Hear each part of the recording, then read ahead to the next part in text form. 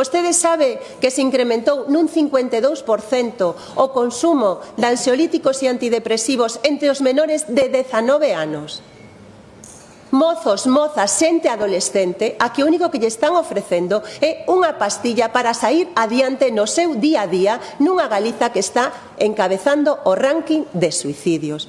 E mentres isto pasa, señor Rueda, vostede convertido no goberno da mentira. Menten con Altri.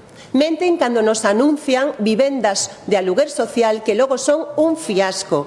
Menten nas residencias, na dependencia. Menten cando din que o galego está na mellor situación. E menten tamén cando fan anuncios falsos coa saúde mental, señor Rueda. En outubro de 2023, teño aquí recorte oficial da Xunta de Galiza, dicindo que se estaban invertindo 80 millóns de euros, cando agora sabemos que isto non existiu nin no papel, señor Rueda, porque se vostede lera o informe do Consello de Contas, ve que os datos que mandou a Xunta é que non presupostaron xamais esos 80 millóns de euros. Eso é o que lle importan a vostedes, os problemas que hai neste país en materia de saúde mental.